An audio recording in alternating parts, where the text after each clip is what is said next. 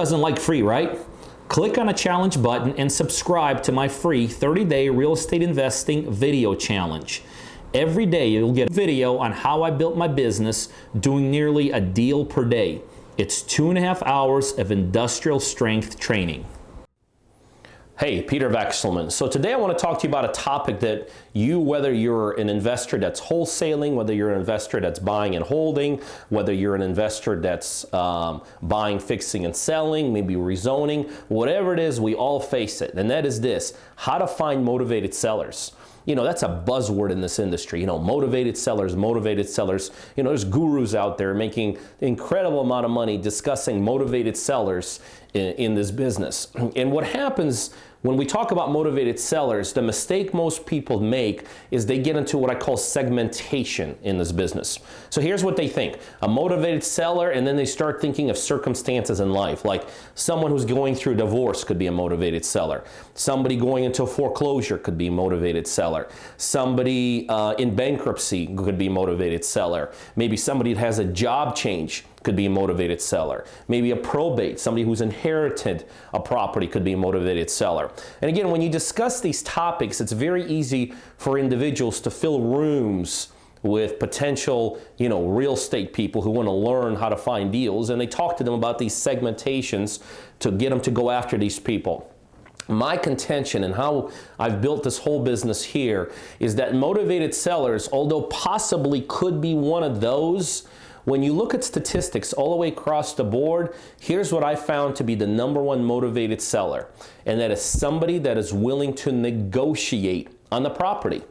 So my contention is this: motivation does not necessarily have to do with any of those things.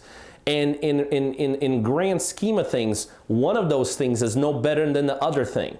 And guess what? If there's no life-changing event in someone's life, they're just as likely to be one of those motivated sellers. So if we can't segment, what do? We strictly look for people that are willing to negotiate. Because if someone is willing to negotiate, that right away tells our negotiators, there's some motivation involved there. We don't know what it is. It might not even be a life-altering event. But we look for people that are willing to do some kind of price drops. Because when someone is willing to do some kind of a price drop, that tells us that is somebody that is A, serious about selling the property, and B, does have some motivating factors. We don't even care what they are. So we go to the market in a very broad sense. We'll go after everybody. We go after the probate people. We go after the divorce people. We go after the moving people. Somebody, died. Somebody, job changes. Somebody has to go through an eviction. We go after all of them. But what really and we go after people that have absolutely no life-changing events going on. We go after all those people equally. But what distinguishes motivation, what brings out the right sellers to us, is when somebody is willing to negotiate.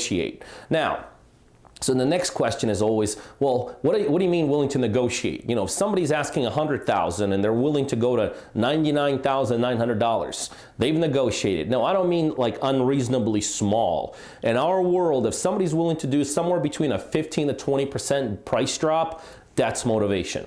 Those are the people we focus on. Those are the people we work with. Those are the people we want to concentrate in terms of getting contracts on.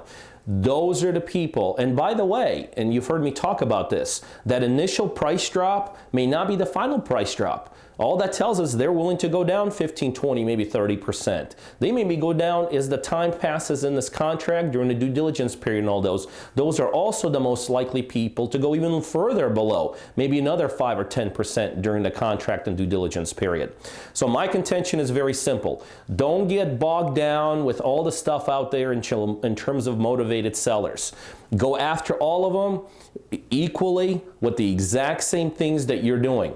Don't focus on what's happening in their lives. Focusing on getting offers out, focus on getting marketing out, and the way you extract the right sellers out of there is find people that are willing to do some kind of reasonable price drop. Those are the most likely people to sell at a good price. Hey, you guys know what we do here. We do a ton of deals, and I have a one-on-one coaching program where I coach people just like you to help become very, very successful real estate investors. So if you're a buyer or you know other buyers literally all over the world that are looking for deals in the Georgia market, specifically concentrated towards Atlanta, you need to be on our buyers list.